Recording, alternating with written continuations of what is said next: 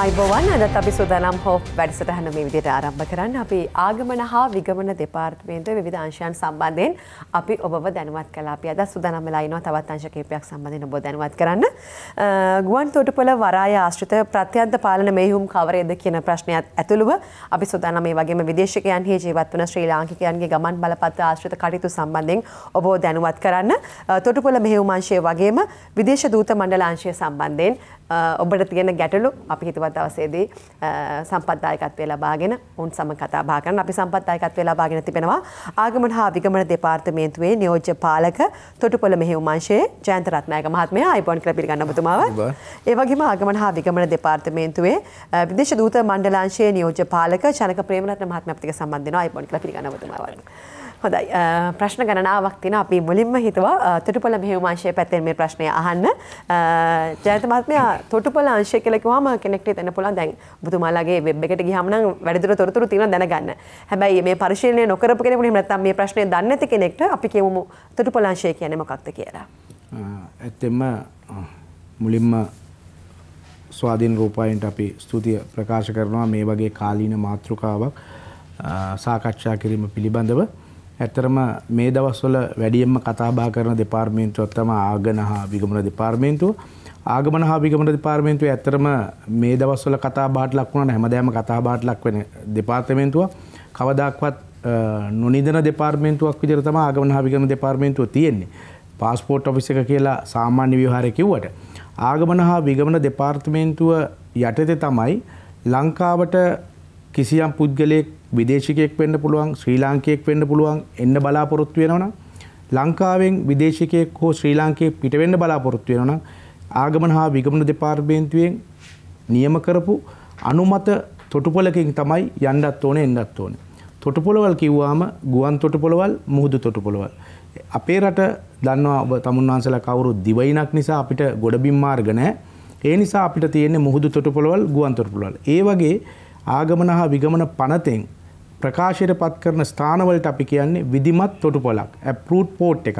ඒ වගේ තොටුපොළවල් මුහුදු තොටුපොළවල් ගුවන් තොටුපොළ ගණනාවක් තියෙනවා. ඔබ තමුන්නාන්සේලාට ප්‍රධාන වශයෙන් දකින්න පුළුවන් ස්ථානය තමයි කටුනායක බණ්ඩාරනායක ජාත්‍යන්තර ගුවන් තොටුපොළ.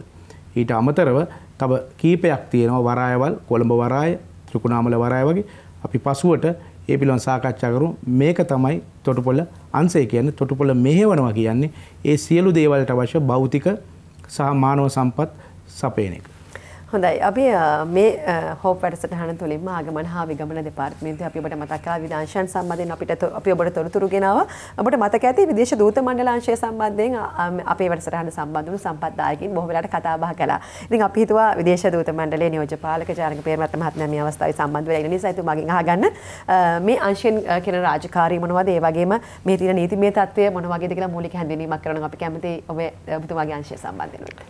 ඔව් විදේශ දූත මණ්ඩලාංශය කියලා කියන්නේ ආගමන විගමන දෙපාර්තමේන්තුවේ තියෙන ගමන් බලපත් අංශයේම කොටසක් විදිහට තමයි අපි සලකන්නේ. නමුත් මෙම දෙපාර්තමේන්තුවේ මෙම අංශයෙන් කරන්නේ මූලිකවම විදේශගත ශ්‍රී ලාංකිකයන්ගේ ගමන් බලපත් හා සම්බන්ධ කටයුතු. එතකොට හිතන්නකෝ ඔබ විදේශික ජීවත් වෙනකොට ඔබගේ ගමන් බලපත්‍රය කල්ලිකුත් වෙනවා. එහෙමත් නැත්නම් ඒක යම්කිසි මට්ටමකින් මොන හරි සිද්ධියක් හින්දා ඒක විනාශ වෙනවා. එහෙමත් නැත්නම් ඔබට ඕන වෙනවා මේ ගමන් බලපතේ කල් තියෙද්දි පවා මේ ගමන් බලපතේ යම්කිසි වීසා එකක් ගන්න එහෙම නැත්නම් වෙන යම්කිසි කටයුත්තක සඳහා මේ ගමන් බලපත නැවත වාරයක් අලුත් කරගන්න. තව වෙලාවකදී වෙන්න පුළුවන් ඔබ විදේශගත වෙලා ඉන්න වෙලාවක ඔබට දාව දරුවෙක් ඉපදිනවා. එතකොට මේ දරුවට ගමන් බලපත්‍රයක් ඕනේ කරනවා ඉදිරි එයාගේ ඒ රටේ තියෙන ජීවත් වීමේ අවශ්‍යතාවල් සඳහා. එතකොට මෙන්න මේ අවස්ථාවවලදී ගමන් බලපතක් නිකුත් කිරීමේ කාර්යය තමයි මූලිකවම අපංශයෙන් කරන්නේ. එතකොට ඒ ගමන් බලපත්‍ර අයදුම තානාපති කාර්යාලය හා සම්බන්ධ වෙලා ඒකට අදාළ කරන ලියකියවිලි අපේ දෙපාර්තමේන්තුවට ගෙන්නගෙන පාස්පෝර්ට් එක හදලා ආපහු දෙන එක තමයි අපේ අංශ මූලිකවම කරන්නේ. ඒට අමතරව අපි හිතමුකෝ ඔබ විදේශයකදී මොනවාම හරි හේතුවක් හින්දා අතරමං වෙනවා. එහෙම නැත්නම් ඔබට අවශ්‍ය වෙන අපේ ගමන් බලපත්‍ර නැති වුණාම වහාම ලංකාවට එන්න. එතකොට අපි ලිකුත් කරනවා తాවකාලික ගමන් බලපත්‍රය. එතකොට ඒ හා සම්බන්ධ සියලු කටයුතු කරන්නේ අපේ අංශයෙන්. ඊට අමතරව ගමන් බලපත්‍රයේ මොකක්ම හෝ වෙනස්කමක් කරගන්න ඕන වුණොත් ඒක කෙරෙන්නේ මේ අංශයෙන්. ඊටත් අමතරව අපි සමහර වෙලාවට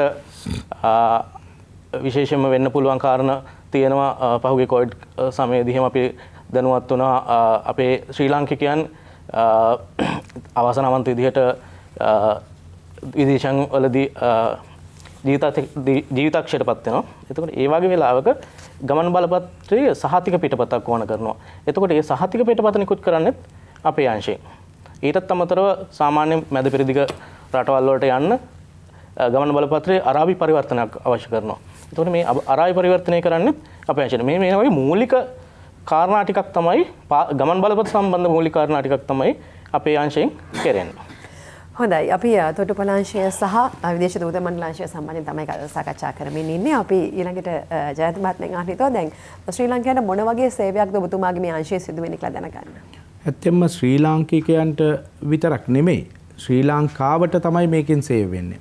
උදාහරණයක් ආයෝජකයෙක් ශ්‍රී ලංකාවට පැමිණෙනවා නම් සංචාරකයෙක් ශ්‍රී ලංකාවට පැමිණෙනවා නම් ශ්‍රී ලංකාවක ගමන් බලපත්‍රධාරියෙක් සංචාරයක් සඳහා රැකියාවක් සඳහා අධ්‍යාපන කටයුතු සඳහා ලංකාවෙන් වෙන රටකට යනවා නම් ඒ සියලු දේවල් නියාමනය කරන්නේ ආගමන හා විගමන දෙපාර්තමේන්තුවේ නැත්නම් අපේ මේ දෙපාර්තමේන්තුවේ තොටුපළ මෙහෙයුම් මංශයෙන්. ඒ සඳහා අපි කලින් කිව්වා වගේ කටුනායක ජාත්‍යන්තර බණ්ඩාරනායක ජාත්‍යන්තර ගුවන් තොටුපළ වගේ මත්තල ජාත්‍යන්තර ගුවන් තොටුපළ රත්මලාන නැත්නම් කොළඹ ජාත්‍යන්තර ගුවන් තොටුපළ රත්මලාන ඊට අමතරව යාපනය පලාලි ජාත්‍යන්තර ගුවන් තොටුපළ කොළඹ වරාය ත්‍රිකුණාමල වරාය ගාල්ල වරාය හම්බන්තොට වරාය නොරොච්චෝලේ වරාය ඊට පස්සේ කංකසන්තුරේ වරාය වගේ සියලු තැන් අපි අනුමත තොටුපළවල් විදිහට දැනට අපේ පනත තුලින් අපි නම් කරලා තියෙනවා. මීට අමතරව මඩකලපුවේත් අපි ජාත්‍යන්තර ගුවන් තොටුපළක් ප්‍රකාශයට පත් කරලා තියෙනවා.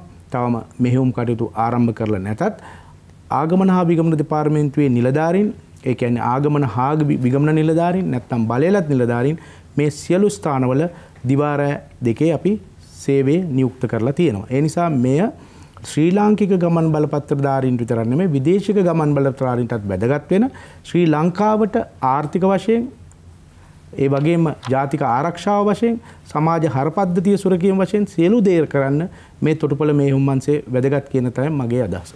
ජයන්ත මහත්මයා ඔයත් එක්ක මට අහන්න හිතුණා මේ දැන් පවතින අර්බුදකාරී තත්ත්වය අපි ආර්ථික අර්බුදයක් සම්බන්ධයෙන් කතා බහ කරනවා බොහෝ දෙනා විවිධ මාධ්‍ය ඔස්සේ මේ ගැන කතා බහ කරනවා මේ පවතින තත්ත්වයත් එක්ක කොයි වගේ වැදගත්කමක්ද ඔබතුමාගේ අංශයෙන් සිදු වෙන්නේ? ඇත්තම ගමන් බලපත්‍ර ගන්න තියෙන තදබදය පිළිබඳව තමයි මම හිතන්නේ ඔබ තමුන්නාන්සේලා සමාජ මාධ්‍ය නැත්තම් ජනමාධ්‍ය සියලු දෙනා දැන් මේ වෙනකොට කතා කරනවා ඇත්තේ. ඒ ගමන් බලපත්‍ර ගන්න අපේ ශ්‍රී ලාංකික සහෝදරවරු කී දෙනෙක් විදේශ ගත වෙනවද කියන ප්‍රතිශතය තමුන්නාන්සේලා සමාජ මාධ්‍ය වලින් හරි නැත්තම් විවිධ ක්‍රම වලින් දැනගන්නත් ඇති.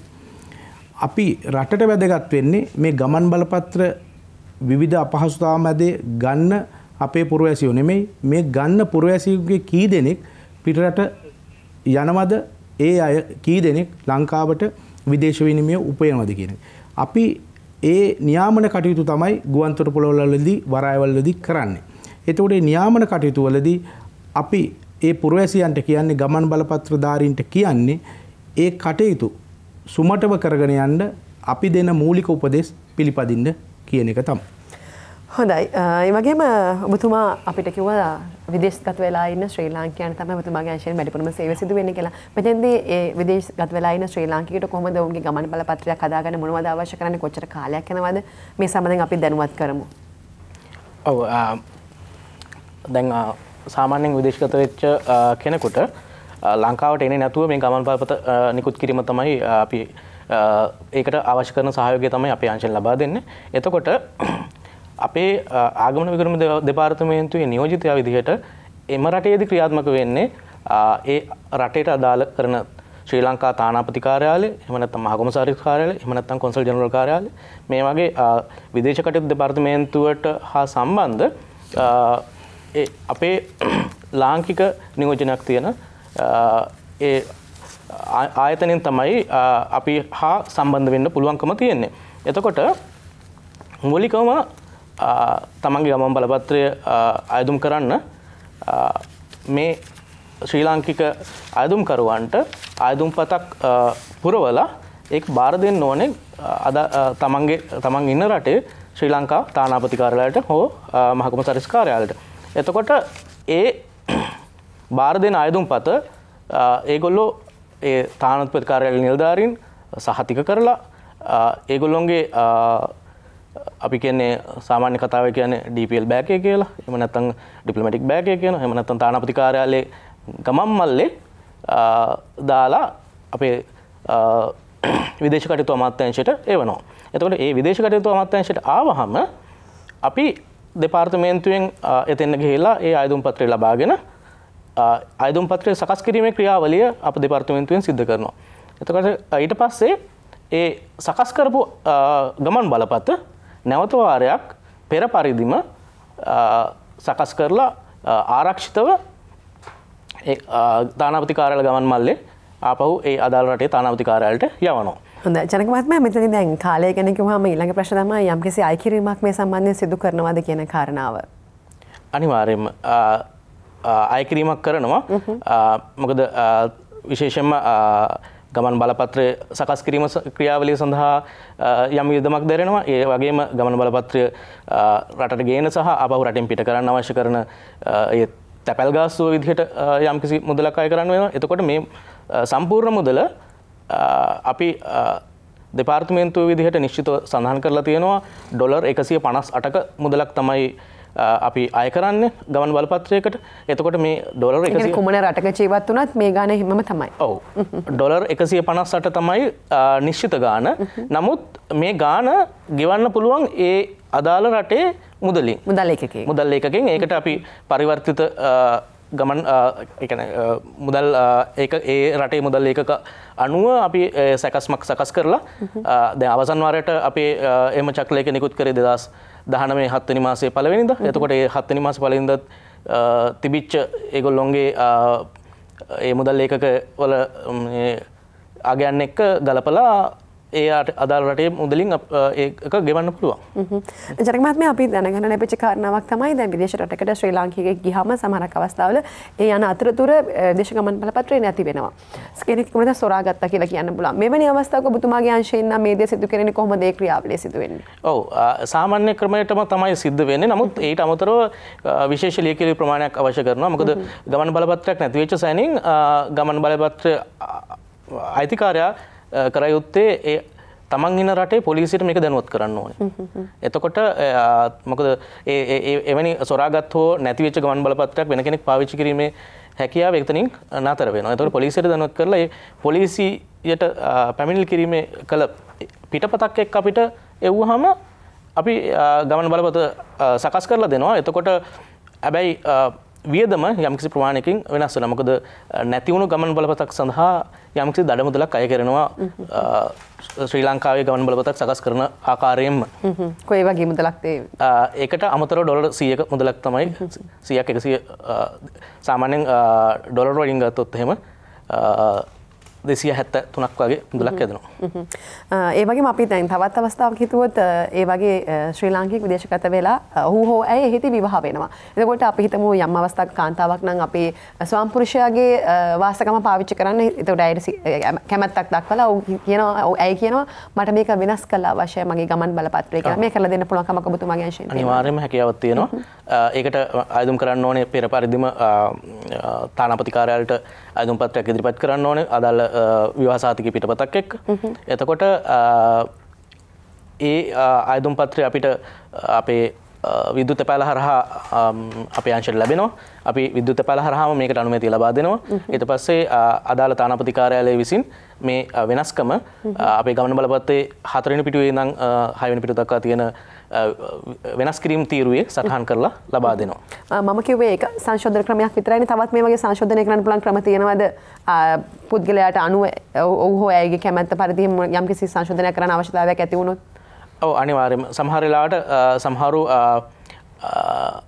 විවාහ නැතුවම නම වෙනස් කරන වෙලාවල් තියෙනවා. ඒ කියන්නේ අදාළ රටට ගැලපෙන විදිහට නම වෙනස් කරන වෙලාවල් තියෙනවා. එතකොට ඒ වෙලාවදී නම වෙනස් කරන්න පුළුවන්. ඊට අමතරව සමහර වෙලාවට වීසාවල අවශ්‍යතාවයන් සඳහා ගමන බලපත්‍රයේ දත්ත පිටුවේ තියෙන තොරතුරු වලින් නිශ්චිත තොරතුරු ඇරෙන්න අනිත් තොරතුරු වෙනස් කිරීම විශේෂම රැකියාව ඒ වගේ තොරතුරු වෙනස් කරන්න අවශ්‍යතාවයක් තියෙනවා නම් අපි ඒකට අවස්ථාව ලබා දීලා තියෙනවා. විශේෂ ආය කිරීමක් මේ අවස්ථාවේ සිදු වෙන්නේ නැහැ. එවන සංශෝධනයකදී ආය කිරීමක් සිදු වෙනවා. එතකොට ලිපි ලේඛන මොන හරි වෙනස් දේවල් ඉදිරිපත් කරන්න ඕනද? වෙනස්කම කරන්න අවශ්‍ය කරන ඒක තහවුරු කරන්න අවශ්‍ය කරන ලිපි ලේඛන අවශ්‍ය කරනවා. විශේෂයෙන්ම දැන් අපි හිතමුකෝ මෙයාට ඕන කරන්නේ තමන්ගේ රැකියාව වෙනස් කරන්න කියලා. එතකොට ඒ රැකියාව වෙනස් කරන්න අවශ්‍යතාවයකදී එයා දැන් මේ වෙනස් කරන්නට අවශ්‍ය කරන රැකියාව ලැබිච්ච බවට එහෙම නැත්නම් ඒ රැකියාව කරන බවට තහවුරු කිරීමක්.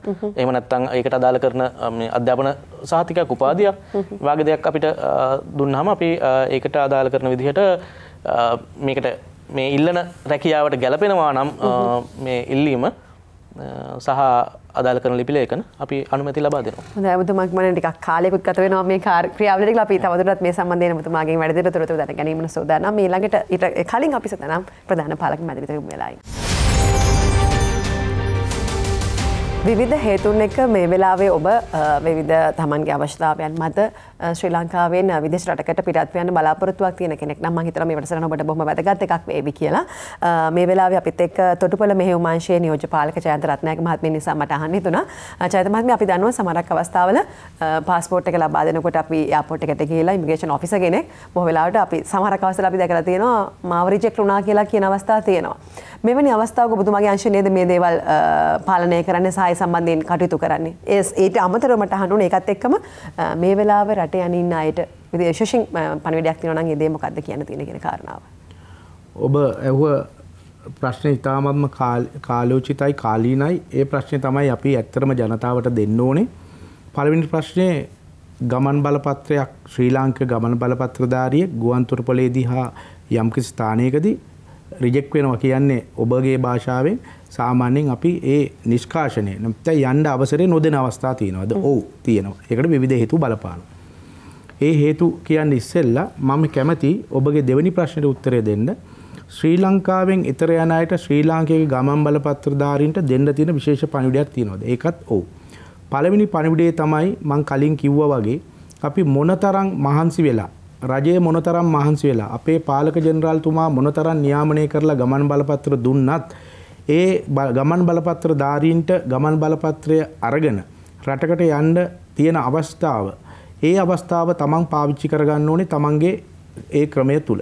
පළවෙනි දේ තමයි තමන්ට ලැබෙන ගමන් බලපත්‍රය ඒ ගමන් බලපත්‍රයේ මුහුණත නැත්තම් අපි කියනවා තේරෙන භාෂාවෙන් කිව්වොත් ජීවදත්ත පිටුව නැත්තම් බයෝඩාටා පේජ් එක නෙමෙයි 4 වෙනි පිටුව අනිවාර්යයෙන්ම බලන්න ඕනේ. ඒ 4 වෙනි පිටුවේ තමයි අපි සංශෝධන ඇතුළත් කරලා තියෙන්නේ. ඒ ඇතුළත් කරලා තියෙන සංශෝධන අනිවාර්යයෙන්ම බලන්න ඕනේ කියන එක උදාහරණයක් කියන්න. කුමන හෝ පුරවැසියෙක් ඇවිල්ලා අපිට ගමන් බලපත්‍රය ඕනේ කියලා කියනවා.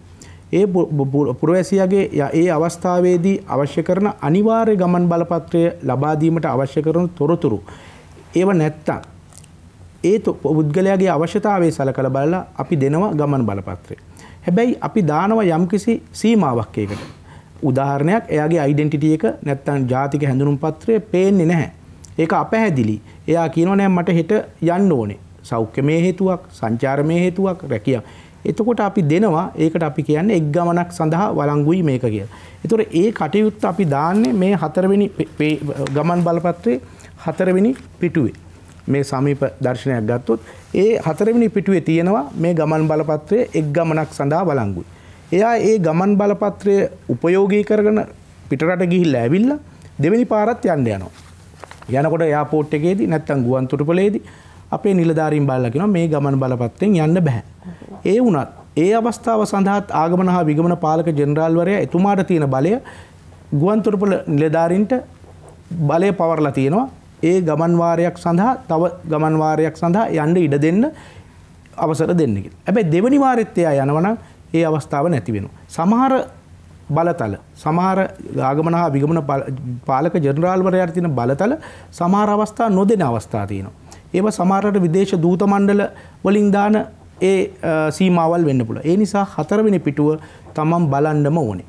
දෙවෙනි එක සමහර වෙලාවට ඒ ගමන් බලපත්‍රය 2032 වෙනකන් තියෙනවා. දැන් මේ අවුරුද්දේ ගත්ත ගමන් බලපත්‍රයක් නම් 2032 වෙනකන් අවුරුදු 10ක් තියෙනවා තමයි. නමුත් කුමනෝ හේතුව දරුවෙක් කිව්ව ඒ දරුවගේ ගමන් බලපත්‍රය අවුරුදු 3කට දෙමව්පිය ඉල්ලලා තියෙන්නේ. හැබැයි 2022 අරගෙන 2026 යනකොට ඒ දරුවට යන්න බෑ. ඒ නිසා සංචාරක අරමුණ වෙන්න පුළුවන්. වෙනත් කටයුතු අරමුණක් සෞඛ්‍යමය අරමුණ වෙන ඒක නිෂ්ඵල වෙනවා. අනිත් කාරණේ තමයි ඒක බලලා තමන්ගේ වැලිඩිටි පීරියඩ් නැත්නම් වළංගු කාලය මාස 6කට වඩා තියෙනවද කියලා ඒක ජාත්‍යන්තර නීතිය. තුන්වෙනි කාරණේ තමයි තමන්ගේ ගමන් බලපත්‍රයට අමතරව තමන් ටිකට් පත ඒක පරීක්ෂා කළ යුතුමයි. ඒකට හේතුව තමයි ජාත්‍යන්තර නීතිය අනුව ගුවන් ටිකට් පතක කාලය වෙන් කරන්නේ පැය 24 ක්‍රමයට. උදාහරණයක් ගත්තොත් මෙන්න මේ ටිකට් පතේ තියෙන්නේ ගුවන් යානය පිටත් වීමට නියමිත වේලාව විදිහට 1:55. අපි සාමාන්‍ය ව්‍යවහාරයේදී මේක අධ්‍යාපනය වශයෙන් අඩු අය කියලා සමහර අය හිතන්න පුළුවන් නැහැ. අපිට ගුවන් තොටුපළේදී අපිට තියෙන අත්දැකීම් අනුව අධ්‍යාපන වශයෙන් උසස් තනතුරු වශයෙන් උසස් අය පවා ගුවන් යානය Tamanට ගුවන්ගත වෙන්න බැරි වෙනවා. මේක 1:55 කියන්නේ අද දිනේ ගත්තොත් අද පළවෙනිදා 1:55 නෙමෙයි. මේ ඇවිල්ලා කියන්නේ ඊයේ මැදියම් රැයේ 1:55. අන්න ඒ තොරතුර ඉතාමත්ම වැදගත් එක. හතරවෙනි පිටුව බලන්න. ඊට පස්සේ ගුවන් ටිකට් පතේ තියෙන ඒ වෙලාව බලන්න. ඊට අමතරව තමන් ගුවන් තොටුපළට ගියාට පස්සේ තමන්ගේ ඒ කටයුතු කරගත්තට පස්සේ තමන් ගුවන් තොටුපළට යන්න ඉස්සෙල්ලම පුළුවන් නම් මේ අවශ්‍ය පහසුකම් අපි සපයලා තියෙනවා. හැම ගුවන් ටිකට් පත් දෙන ඒ නැත්තම් ටිකටින් ඒජන්ට්ලා කියමුකෝ. මෙන්න මේ කට්ටිය ගාව මේ දේ තියෙනවා. මේ ඩිපාචර් කාඩ් එක නැත්තම් නැවු නැගීමේ කාඩ් පත කියන එක මේක සම්පූර්ණ කරගෙන ගුවන් තොටුපළට යනවා නම් ඒකත් තමන්ගේ ගමන පහසු කරගන්න අවස්ථාවක් වෙනවා. එහෙම ගිහිල්ලා ඊට පස්සේ ගුවන් යානා සේවා සපයන ආයතනයට ගිහිල්ලා ඒගොල්ලන්ගේ ඒ තියෙන ගුවන් මලු ටික ගමන් මලු ටික දැම්මට පස්සේ ඒගොල්ලන්ට දෙනවා මේ කාඩ් එක. ඒකට කියන්නේ බෝඩින් කාඩ් නැත්තම් නැවු නැගීමේ කාඩ් පත. මේක ගත්තට පස්සේ බලන්න ඕනේ මේකේ තියෙන ගේට් එක මොකද්ද? ඒ ගේට් එක අනුව බෝඩින් ටයිම් එක නැත්තම් නැවු නැගීමේ නැත්තම් ඒ ගුවන් යානෙට ගුවන් ගත වෙන්න තියෙන ගුවන් යානෙට ඒ අවසාන ගේට්ටුවට යන්න තියෙන වෙලාව තියෙනවා. ඒක බලලා ඒ ගේට්ටු අංකය බලලා තමන්ගේ තියෙන අනිත් කටයුතු සාප්පු සවාරිය හරි තීරුබදු රහිත සාප්පු සවාරිය වෙනත් අවශ්‍යතා ඉෂ්ට කරගෙන මේ අංශයට වෙලාවට නොගියොත් ගුවන් යානය තමන්ට මගේ හැරෙන්න පුළුවන්.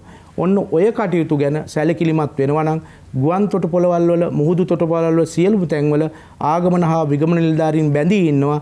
ඒ ගුවන් මගීන්ට අවශ්‍ය සියලුම පහසුකම් නොපිරිහෙලා පැය 24 පුරා දවස් 7 පුරා සපයන්න. ඔබතුමාගේ මම රැහුවානේ යම්කිසි අවස්ථාවක එයාපෝට් එක තුලදී පාස්පෝර්ට් එක රිජෙක්ට් වීමක් සිදු වෙන අවස්ථා තිබෙනවා කියලා ඔබතුමා අපිට මතක් කළා. ඒ කොයි අවස්ථාද කියලා අපිට මතක් කරගන්න. පළවෙනිම අවස්ථාව තමයි දැන් අපේ දෙපාර්තමේන්තු මට්ටමින් මම ඔබතුමීට මුලින් කිව්වා එයාගේ ගමන් බලපත්‍රය ලබා දී තියෙන එක් ගමනක් යන්න පමණයි. නමුත් ඒ ගුවන් මගියාගේ ගමනේ නිර්වාජ්‍යත්වයේ සලකලා ආගමන හා විගමන පාලක ජෙනරාල්වරයාට තියෙන ආගමන විගමන පාලක ජෙනරාල්වරයාට තියෙන බලය ගුවන් තොටුපළවල නිලධාරීන්ට පරවරලා තියෙනවා. ඒ අවස්ථාවේදී අනිවාර්යයෙන්ම ඒ ගුවන් ගමන Tamanට සඵල කරගන්න පුළුවන්. නමුත් tamunට යම්කිසි නඩු කටයුත්තක් තියෙනවා නම් tamunට විවිධ ආයතන විශේෂයෙන්ම ලංකාව පුරා තියෙන මහා අධිකරණවල සියලුම නඩු කටයුතු වලට අදාළ පුද්ගලයන්ගේ නම් තියෙන්නේ ගුවන් තොටුපළ සම්බන්ධ. ඊට අමතරව රේගුවේ නැත්නම් විදේශ සේවා නියුක්ති කාර්යාංශයේ ඒ නැත්නම් අපරාධ පරීක්ෂණ දෙපාර්තමේන්තුවේ යම්කිසි කටයුත්තකට අදාළ පුද්ගලයන් නම් ඒ නම තියෙනවා. ඒ අවස්ථාවේදී ආගමන හා විගමන පාලක ජෙනරාල්වරයාගේ විශේෂපතෙන් බැහැරව එක තියෙන. ඒ නිසා Taman දැනගන්න ඕනේ Tamanට සම්බන්ධව යම්කිසි නඩු කටයුත්තක් අධීරණ කටයුත්තක් තියෙනවා නම් අඩුම අවම වශයෙන් Taman යම්කිසි හිතවතෙක්ගේ මිත්‍රයෙක්ට නායකට අත්සන් කරලා අපකාරයක් වගේවත් තියෙනවා නම් ඒව ගැන සැලකිලිමත් වෙලා ගුවන්තොටුපළට ගියොත් හොඳයි. මොකද සමහර දේවල් අපේ විශේෂපතෙන් අපේ පාලනයෙන් පරිබාහිරයි. ඒ අවස්ථාවක් වෙන්න ඕනේ ඔබතුමිය ඔය කියන්නේ. හොඳයි. ඒ දැනුවත් වීමත් එක්ක අපි සූදානම් මේ ළඟට අයමත් විදේශ දූත මණ්ඩලාංශය සම්බන්ධයෙන් ප්‍රශ්න කරන්න. ඔබතුමා අපිට කිව්වා දැන් අපි දන්නවා යම්කිසි විදිහකට පාස්පෝර්ට් එකක් ගන්නකොට අපි කියන ඇගිලි සලකුණු ලබා ගන්නවා කියලා. දැන් අපි කියන්නේ විදේශ රටක ඉන්න ශ්‍රී ලාංකිකයෙක් කොහොමද මේ කාර්යයට දායක වෙන්නේ? මේකට කොහොමද සහයෝගය ලබා දෙන්නේ කියන කාරණාව කෙනෙකුට ප්‍රශ්නයක් වෙන්න පුළුවන්. එවැනි අවස්ථාවක කොහොමද මේකට කටයුතු කරන්න අවශ්‍ය වෙන්නේ? ඔව් ඇත්තටම සාමාන්‍යයෙන් දෙපාර්තමේන්තුවේ ශ්‍රී ලංකාවෙන් ගමන් බලපත් නිකුත් කිරීමේදී වර්ෂ 2015න් පස්සේ අපි ගමන් බලපත් නිකුත් කරනකොට ඒ හැම ගමන් බලපත්‍රයක් ආයුම් කිරීමේදීම වයස අවුරුදු 16ට අඩු එහෙම නැත්නම් 60ට වැඩි සියලු දෙනා ඇරෙන්න ඉතුරු සියලු දෙනාම තමන්ගේ ඇඟිලි සලකුණු ලබා දීලා තමයි මේ ගමන් බලපත්‍රය ලබා ගන්න ඕනේ. මේකට අපි කියන්නේ ජෛවමිතික දත්ත ලබා ගැනීම කියලා. මේ දත්ත ලබා ගැනීමකින් තොරව ගමන් බලපත්‍රයක් ලබා ගන්න බෑ ලංකාවේදී ඔය මම කියපු වයස් සීමාවල් අතර මේ කණ්ඩායමට. නමුත් විදේශයේදී මේ ආයුධ පත්‍රය ඉදිරිපත් කරනකොට අපිට හැකියාවක් නැහැ මේ ජෛවමිතික දත්ත ලබා ගන්න මේ ගමන් බලපත්‍ර ආයුධ කරුවන් සඳහා. නමුත් අපේ තියෙන නීතියෙන් නීතියෙන් නියම කරලා තියෙන විදිහට මේ ජෛවමිතික දත්ත ලබා ගැනීමේ අවශ්‍යතාවයක් තියෙනවා. එතකොට අපි 2018 ජනවාරි 1 වෙනිදා ඉඳන් අපි නියම කරලා තියෙනවා ඒ මම කිව්ව 2018 ජනවාරි 1 වෙනිදා ඉඳන් ලංකාවෙන් අපේ අංශයෙන් නිකුත් කරන සියලුම ගමන් බලපත් සඳහා ඒම ගමන් බලපත් පාවිච්චි කරලා ලංකාවට කෙනෙක් ආවහම එයා ආපහු ලංකාවේ යන්න කලින් අපේ දෙපාර්තමේන්තුවේ ප්‍රධාන කාර්යාලයට එහෙම නැත්නම් කුරුණෑගල නුවර මාතර එහෙම නැත්නම් වවුනියාවල මේ හතරේ තියෙන ප්‍රාදේශීය කාර්යාලවලට මේ කියන ආයතන පහ ඕනම තැනකට ගිහිල්ලා තමන්ගේ ඇඟිලි සලකුණු ලබා දීලා මේ අවශ්‍යතාවය ඉෂ්ට කරන්න ඕනේ. නැත්නම් ඔබට ආපහු විදේශගත වෙන්න හැකියාවක් නැති වෙන ඉස්සලා ජයන්ත මහත්මයා මතක් කරා වගේ තොටුපළෙන් ඒක යන එක ඔබගේ විදේශ ගමන නතර කරනවා. නමුත් මේ අවශ්‍යතාවය දිගටම තියෙනවා. කොවිඩ් කාල සීමාව තුළදී මේ අවස්ථාවේ යම්කිසි මට්ටමකට ලිහිල් කරලා තිබුණා අපි. මොකද කොවිඩ් කාල සීමාවේදී අපේ තියෙන අර සමාජ දුරස්වීම් ඒක පාලනය කරන්න අවශ්‍යතාවයක හින්දා අපි දෙපාර්තමේන්තුවට ජනතාව කැඳවී ඉතා සීමිත විදියට. එතකොට ඒ අවස්ථාවේදී විතරක් අපි කිව්වා මේකට ඇඟිලි සලකුණු ලබා දෙන්න දෙපාර්තමේන්තුවට එන්න අවශ්‍යතාවයක් නැහැ කියලා. නමුත් දැන් වෙනකොට ආය සාමාන්‍යකරණය වෙලා තියෙනවා. එතකොට දැන් ආපහු ලංකාවට එන හැමෝටම පුළුවන් දෙපාර්තමේන්තුවේ ප්‍රධාන කාර්යාලයට හෝ ප්‍රාදේශීය කාර්යාලයකට ඇවිල්ලා තමන්ගේ ඇඟිලි සලකුණු ලබා දීලා ඒ අවශ්‍යතාවය ඉෂ්ට කරගන්න. එතකොට කිසිම ගැටලුවක් නැතුව ඔබට තොටුපළකින් ලංකාවෙන් පිටත් වෙන්න පුළුවන්. හොඳයි. තොටුපළ මෙහෙයුම් අංශය සම්බන්ධයෙන් ලොකු දැනුවත් කිරීමක් කළා ජයන්ත මහත්මයා. මම කැමති ඔබතුමාගෙන් දැනගන්න මෙවැනි සේවයක් සිදු කරන්න ඔබතුමාගේ යටතේ ඉන්න සේවක මණ්ඩලය කොයි වගේද කියන කාරණාව. අපි සියලුම ගුවන් තොටුපළවල අපේ දෙපාර්තමේන්තුව ගත්තාම කාර්ය මණ්ඩල කීපයක් ඉන්නවා. ඒ කාර්ය මණ්ඩල කීපයෙන් ආගමන හා විගමන නිලධාරීන් නැත්තම් බලයලත් නිලධාරීන් සියලු දෙනාම මේ දෙපාර්තමේන්තුවේ නිත්‍ය ස්ථිර සමාජිකයෝ. ඒ අය බඳව ගන්නේ උපාධියක් තියෙන ඕනම අංශයකින් උපාධියක් තියෙන උපාධිධාරීන්ගෙන් තරඟ විභාගයකින්. ඒ අය තරඟ විභාගයේ උපාධියක් තියෙන අය බඳව ගත්තට පස්සේ එයට පුහුණුවක් දෙනවා. ඊට අමතරව සේවාස්ත පුහුණුව ලබා දෙමින් ඒගොල්ලන්ව යථාවත් කරමින් ඒගොල්ලන්ගේ දැනුම යථාවත් කරමින් ඒ අය තමයි ගුවන් තොටුපළවල් වල සේවයේ නියුක්ත වෙලා ඉන්නේ පැය 24 පුරාම සියලුම දිනවලදී. වැඩිමනක් කටයුත්තක් කියනවා නම් විදේශ දූත මණ්ඩල හරහා ගමන් බලපත්‍ර ගන්න සියලුම අයදුම්කරුවන්ට උපදෙස් දෙනවා පැහැදිලිව තමන්ගේ ඇඟිලි සලකුණ ශ්‍රී ලංකාවට පැමිණීමෙන් පසු ලබා දෙන්න කියලා. සමහර අයදුම්කරුවන් නැත්තම් ගමන් බලපත්‍ර ධාරීන් විවිධ හේතුන් මත මම මගේ අත්දැකීම් අනුව දකින්නේ ඒගොල්ලන්ගේ නොසලකිල්ල නිසා සමහර ඒවා තියෙන බොහොම නිර්ව්‍යාජ අවශ්‍යතා නිසා ඒ අය දෙන්නේ නැහැ. එතකොට ගමන් බලපත්‍රයට විදේශයකදී ගත්ත ගමන් බලපත්‍රයට තමන්ගේ ජීව දත්ත නැත්තම් ඇඟිලි සලකුණ විශේෂයෙන්ම ලබා නොදී ගුවන්තොටුපළට ගියාම ඒ ගුවන්තොටුපළේදී ඒ සඳහා කිසිම පහසුකමක් දැනට නැහැ. ඒ නිසා එයාට හැරිලා එන්න වෙනවා. ඒ නිසා ගුවන් ගමන සාර්ථක වෙන්නේ නැහැ. ඒ නිසා මම බොහොම පැහැදිලිව මේ වැඩසටහනේදී කියනවා අපේ විදේශගත සහෝදරවරු තමන්ගේ රැකියාවට යන අය තමයි ගොඩාක් ඉන්නේ. ඉතාලිය වෙන්න පුළුවන්, ප්‍රංශය වෙන්න පුළුවන්, ජර්මනිය වෙන්න.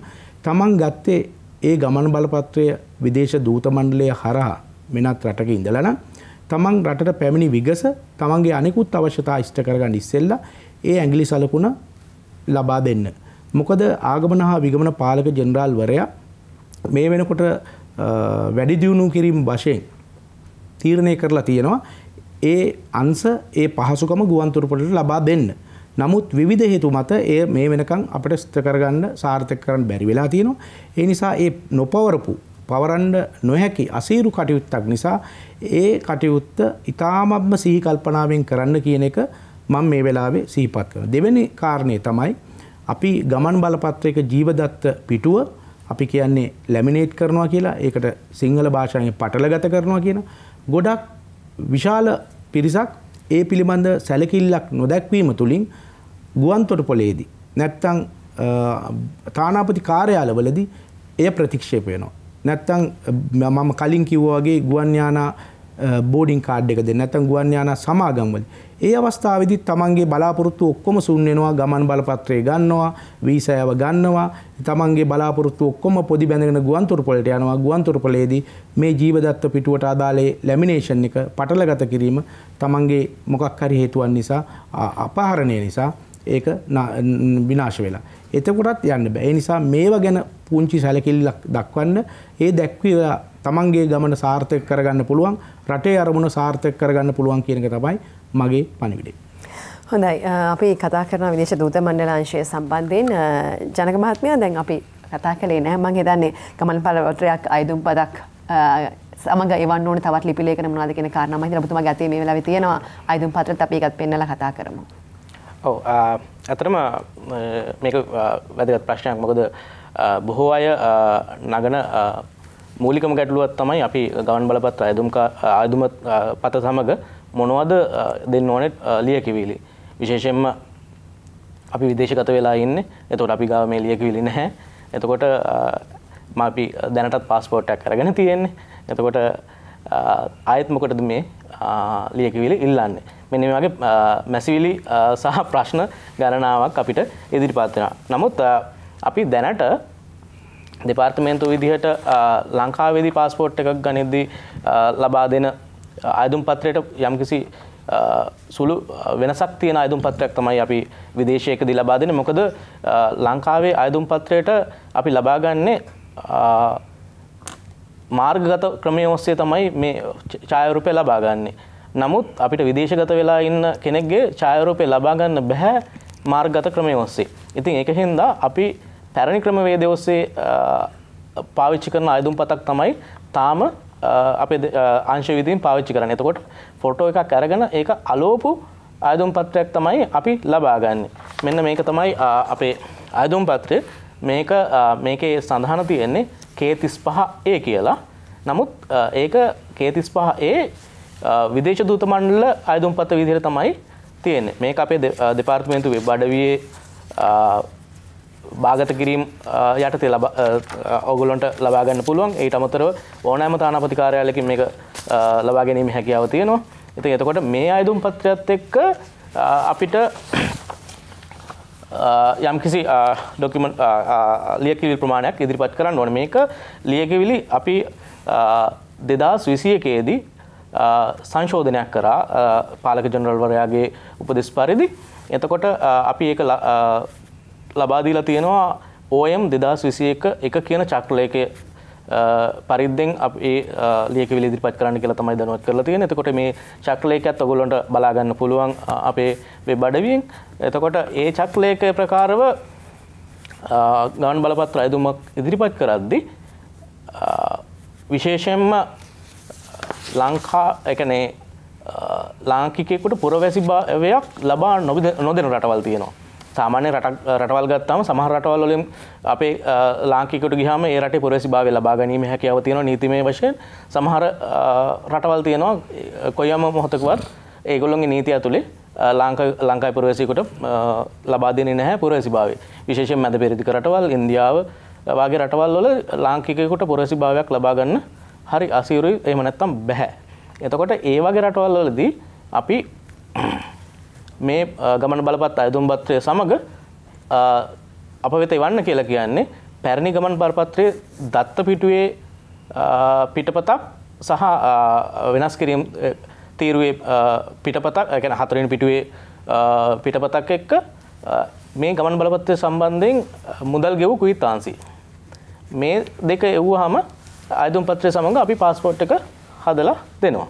ඊට අමතරව සමහර රටවල් තියෙනවා අපි හිතමුකෝ ඔබ ඉන්නේ ජීවත් වෙන්නේ ඕස්ට්‍රේලියාවේ එහෙම නැත්නම් ෆ්‍රාන්සේ එහෙම නැත්නම් ජර්මනිය මේ වගේ රටවල් වල යම්කිසි මට්ටමකට ලාංකිකයෙකුට යම් කාලයක් ජීවත් වෙලා ඒ රටේ පුරවැසිභාවය ලබා ගන්න පුළුවන්. එතකොට අපේ ආගමනික පනත අනුව අපිට ලංකාවේ ගමන් බලපතක් නිකුත් කරන්න සිද්ධ වෙන්නෙම නීතියෙන් අවසරය තියෙන්නේ ශ්‍රී ලාංකිකයෙකුට පමණයි.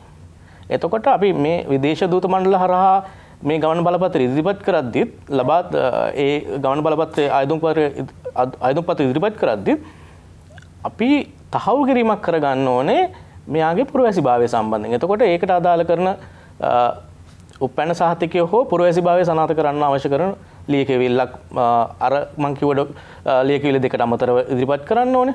ඊට පස්සේ ඊට අමතරව දැනටත් එයා ඒ රටේ පුරවැසිභාවය ලබාගෙන නැහැ කියලා තහවුරුවක්. මේක බලංගු වීසා ගමන් බලපත් වීසා එකක් වෙන්න පුළුවන්. එහෙම නැත්නම් සමහර වෙලාවට මේක අපි දියුරුම් ප්‍රකාශයක් විදිහට ලබා ගන්නවා. ඒ කියන්නේ මම තවදුරටත් ශ්‍රී ලංකේක විදිහට ජීවත් වෙනවා. මම මේ රටේ පුරවැසිභාවය ලබාගෙන නැහැ කියලා. ඉතින් මේ වගේ තහවුරු කිරීමක් එක්ක ආයුධ පත්‍රය ලැබුණාම අපි ඒ ගමන් පත්‍රපත් සකස් කරලා දෙනවා. මේට අමතර විශේෂයක් විදිහට සලකන්න පුළුවන් වෙන්නේ අපිට අවුරුදු 16ට අඩු ළමයි ගේ ගමන් බලපත්‍ර ඉදිරිපත් කරද්දී ඒකට අමුණන්න ඕනේ දෙමව්පියන්ගේ ගමන් බලපත්‍රවල ජීවදත්ත පිටුවේ පිටපතක් ඒත් එක්කම දෙමව්පියෝ දෙන්න මේ ගමන් බලපත ළමයාට වෙනම ගමන් බලපතක් සකස් කිරීමට කැමතියි කියලා ලියවිලා මේ දෙක ඉදිරිපත් කරපුවාම අපි ළමයින්ට ගමන් බලපත්‍රය ලබා දෙනවා. ඊටත් අමතරව මේ ළමයි සමහර වෙලාවට විදේශිකම ඉපදෙන්න පුළුවන්. එතකොට අපේ ලංකාවේ තියෙන පුරවැසි පනත 1948 පුරවැසි නිකුත් කරපු පුරවැසි පනත තියෙන අපි ගාව. එතකොට මේ පුරවැසි පනතේ පස්වෙනි වගන්තිය අනුකූලව ලංකාවෙන් පිටත ඉපදෙන සියලුම ළමයි ඒ ලියාපදිංචියක් කරන්න ඕනේ පුරවැසි පනත යටතේ. එතකොට එහෙම ලියාපදිංචි කරොත් තමයි ලංකාවේ පුරවැසියෙක් විදිහට අපි සලකන්නේ. එතකොට ඒ පුරවැසි භාවයට ඉදිරිපත් කරපු ආයුධ පත හෝ එහෙම නැත්නම් පුරවැසි භාවය සම්බන්ධ ඒ පස්වෙනි වගන්තිය යටතේ නිකුත් කරපු සහතික පත්‍රය මේ ආයුධ පත්‍රය සමග ඉදිරිපත් කරන්න. මේ කියන ලියකියවිලිත් එක්ක ගමන් බලපත්‍රය ඉදිරිපත් කරපුවාම අපිට පුළුවන් අපේ අංශයෙන් ගමන් බලපතක් නිකුත් කරන්න. ජනක මහත්මයා මෙතනදී දැන් එක කාරණාවක් තමයි විදේශීන ශ්‍රී ලාංකාවේ පුංචි චෝදනාවක් තියෙනවා අපිට ටිකක් ප්‍රමාද වෙනවා මේ ගමන් බලපත්‍ර ලබා ගන්න කියලා. මෙතනදී අපිට පුළුවන් කමක් තියෙනවා ඔන්ලයින් ක්‍රමයට පාස්පෝර්ට් ලබා දෙන්න. මෙහෙමයි. ඇත්තටම ගමන් බලපත්‍රය නිකුත් කිරීම සම්බන්ධයෙන් මමත් පුද්ගලිකව විශ්වාස කරනවා යම්කිසි කාල සීමාවක් සාපේක්ෂව ගත්තාම යම්කිසි ගමන මේ කාල සීමාවක් ගත වෙනවා කියලා. ඒක විශේෂයෙන්ම වෙන්නේ දැන් ගමන බලපත්‍ර ආයුධ පත මේක බාර දෙන්නේ ඒ අදාළ රටේ තානාපති කාර්යාලයට. එතකොට මේ තානාපති කාර්යාලයෙන් මේක ලැබිලා අපිට මම අර ඉස්සලා පැහැදිලි කරපු ක්‍රමවේදය ඔස්සේ ලංකාවට ඇවිල්ලා ඊට පස්සේ ආපහු අපේ දෙපාර්තමේන්තුවේ මේ තියෙන ක්‍රමවේදය ඔස්සේ ගමන් බලපත්‍ර සකස් කරලා ආපහු යන්න ගත වෙන සම්පූර්ණ කාල සීමාවත් එක්ක තමයි මේ මාස දෙකමාර කාල සීමාව එකතු වෙලා තියෙනවා. එතකොට මේක සාපේක්ෂ වශයෙන් ගත්තාම ටිකක් වැඩි කාල සීමාවක් කියලා මම පිළිගන්නවා. එතකොට අපි 2021 වර්ෂයේදී මේකට පාවිච්චි කරා මේ කාල සීමාව අඩු කරන්න අපි විද්‍යුත් තැපෑල ඔස්සේ මේ ආයුධ පත්‍ර ලබා ගැනීමේ ක්‍රමවේදයක් සකස් කරා. එතකොට විශේෂයෙන්ම එතනදී අපිට අවශ්‍යතාවය තිබුණේ පවතිච්ච COVID-19 තත්ත්වයත් එක්ක විශේෂයෙන්ම ගුවන් සේවා අකර්මණ්‍ය වුණා. එතකොට ගමන් බලපත්‍ර අපිට ඒ පැරණි ක්‍රමවේදය ඔස්සේ ගෙන්න ගන්න බැරි වුණා.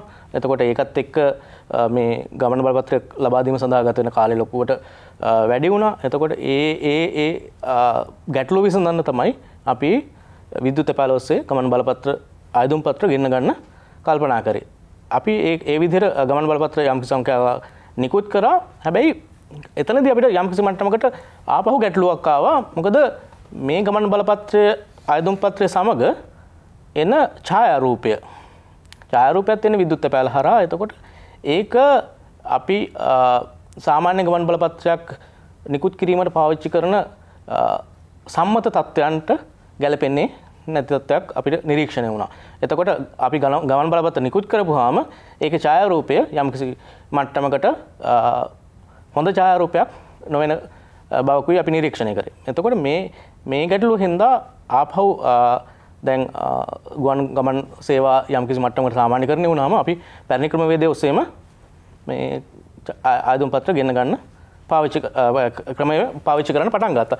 නමුත් ඒ අතරෙම අපි දෙපාර්තමේන්තුව විදිහට අපේ පාලක ජනරාල්තුමාගේ උපදෙස් පරිදි අපි ආරම්භ කළා මාර්ගගත ක්‍රමය ඔස්සේ මේ ආයුධ පත්‍ර අපේ දෙපාර්තමේන්තුවට ගෙනන ක්‍රමවේදයක්. එතකොට ඒ ක්‍රමවේදේ අපි අපේ අවශ්‍යතාවය දැන් හොයාගෙන ඊට පස්සේ අවශ්‍ය කරන මෘදුකාංග මොනවද කියලා තීරණය කරලා ඊට පස්සේ ඒකට අවශ්‍ය කරන මෘදුකාංගය දැන් සැලසුම් කරලා සියල්ලම සම්පූර්ණ කරලා තියෙන්නේ. එතකොට අපිට ඉදිරි මාසයක් දෙකක් ඇතුළත කාල සීමාව තුළදී මේ ක්‍රියාවලිය අපිට සිද්ධ කරන්න පුළුවන්. එතකොට ඔබට ඔබගේ ගෙදර ඉඳගෙන මේ ආයුධ පත්‍රය මාර්ගගත ක්‍රමය ඔස්සේ අපේ දෙපාර්තමේන්තුවට යොමු කරන්න පුළුවන්. ඒක තානාපති කාර්යාලය හරහා සනාථ කරලා අපිට ආවම අපි ගමන් බලපත්‍ර සකස් කරලා අපහු ලබා දෙනවා. එතකොට මේක ක්‍රියාත්මක කරාට පස්සේ මම හිතන්නේ මේ චෝදනාව යම් කිසි මට්ටමකට නැති වේවි. හොඳයි, අපි කෙටි විරාමයක් සඳහා ප්‍රධාන පාලක මැදිරිය වෙත යමු වෙලා ඉමු. අද අපි හෝප් වැඩසටහන තුළින් කතා බහ කරමින් ඉන්නේ ආගමන හා විගමන දෙපාර්තමේන්තුවේ තොටුපොළ මෙහෙයුම් අංශය වගේම විදේශ දූත මණ්ඩලාංශය සම්බන්ධයෙන් තොටුපොළ මෙහෙයුම් අංශය සම්බන්ධයෙන් ජයන්ත මහත්මයාගෙන් මට අහන්න අවශ්‍යතාවයක් තිබෙනවා. දැන් අපි දන්නවා අපි පිටත්වීම සම්බන්ධයෙන් තමයි කතා කළේ. නමුත් පැමිණෙන මගීන් සම්බන්ධයෙන් ඔවුන් නොකළ යුතු එහෙම නැත්නම් ඔවුන් සම්බන්ධයෙන් මොනවද ඔබතුමාට දැනුවත් කරන්න අවශ්‍ය වෙන කරුණු කාරණාවන්නේ? ඇත්තෙන්ම පැමිණෙන මගීන් කිව්වහම පැමිණෙන මගීන් දෙකොටසක් ඉන්නවා. පළවෙනි කොටස තමයි ශ්‍රී ලාංකික මගීන්. දෙවෙනි කොටස තමයි විදේශ ගමන් බලපත්‍ර ධාරීන්. මෙතන ප්‍රශ්නයක් තියෙනවා.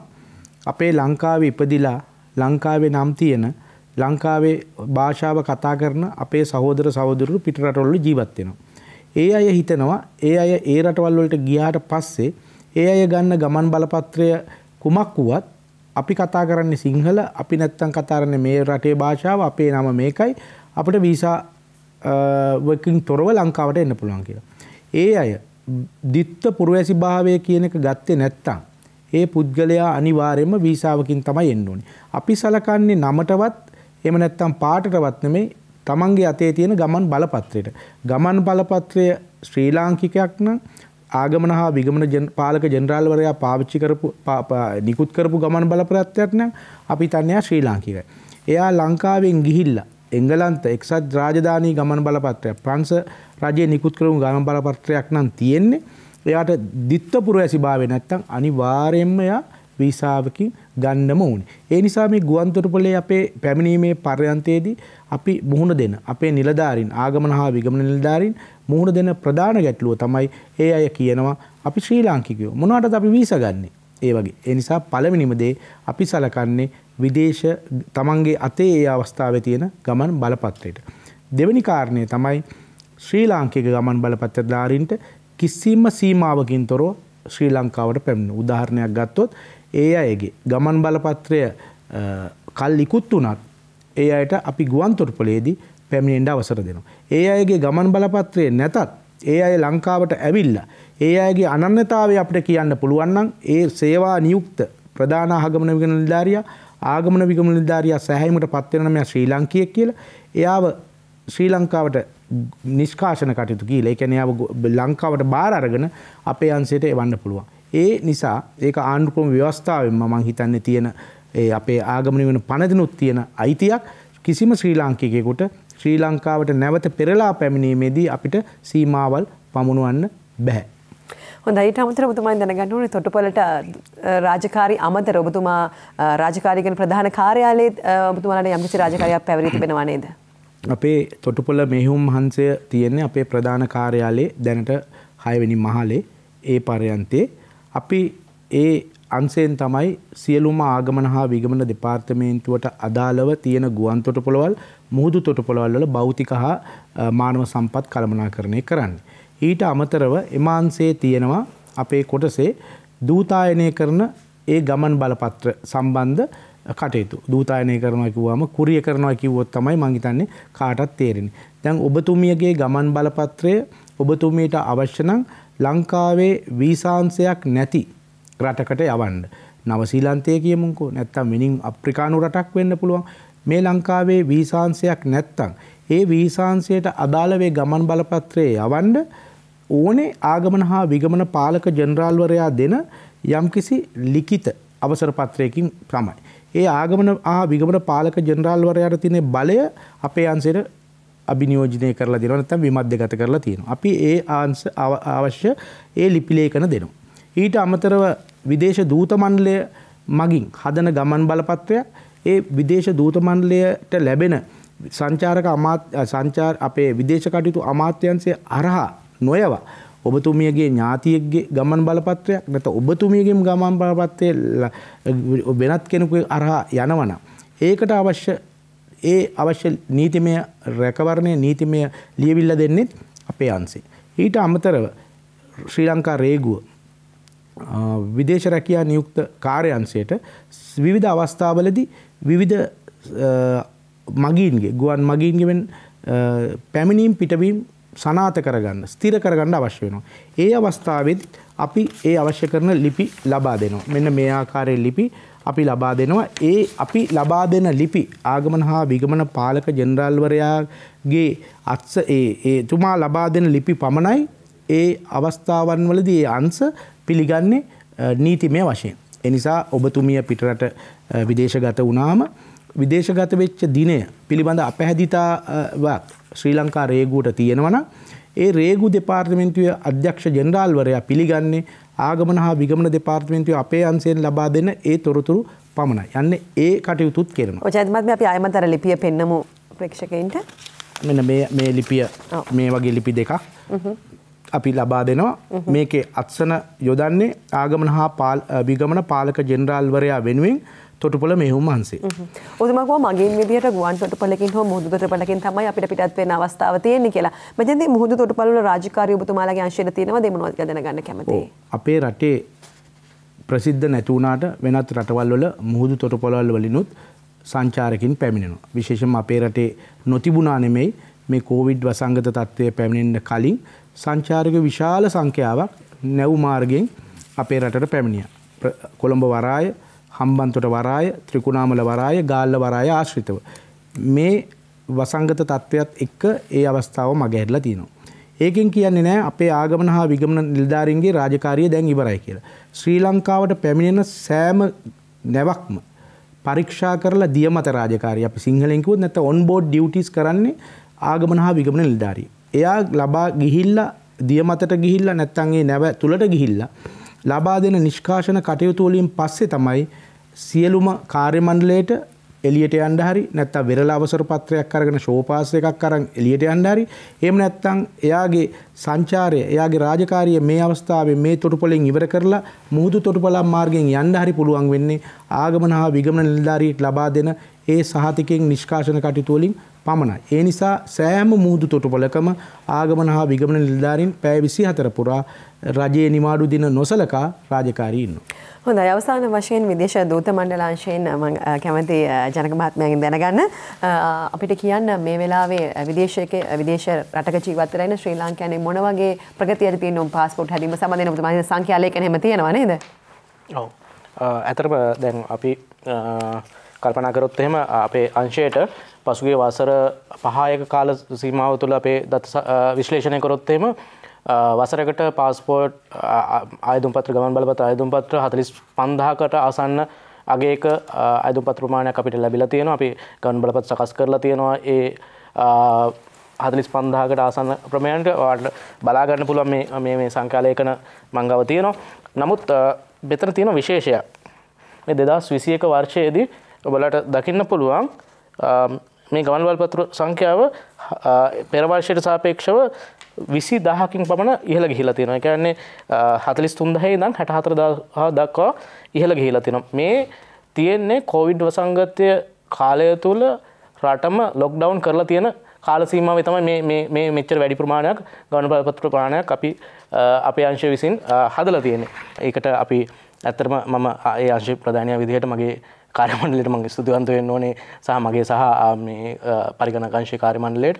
හොඳයි. අද දවසේදී අපි හෝප් වැඩසටහන තුලින් ආගමන හා විගමන දෙපාර්තමේන්තුවේ තුරුපළ මෙහෙයුම් අංශය වගේම විදේශ දූත මණ්ඩල අංශය සම්බන්ධයෙන් ඔබ දැනුවත් කළා. අපි ප්‍රශ්න දෙකක් සම්බන්ධයෙන් කතා බහ කළා. විශේෂයෙන් ගුවන් තොටුපළ වරාය ආශ්‍රිත ප්‍රත්‍යන්ත පාලන මෙහෙයුම් කවරේද කියන කාරණාව වගේම විදේශිකයන්හි ජීවත් වන ශ්‍රී ලාංකිකයන්ගේ ගමන් බලපත්‍ර ආශ්‍රිත කටයුතු කියන කාරණා සම්බන්ධයෙන් ඉතින් අද දවසේදී අපත් සමග මේ කාරණා සම්බන්ධයෙන් දැනුවත් කරන්න සම්බන්ධ වුණා.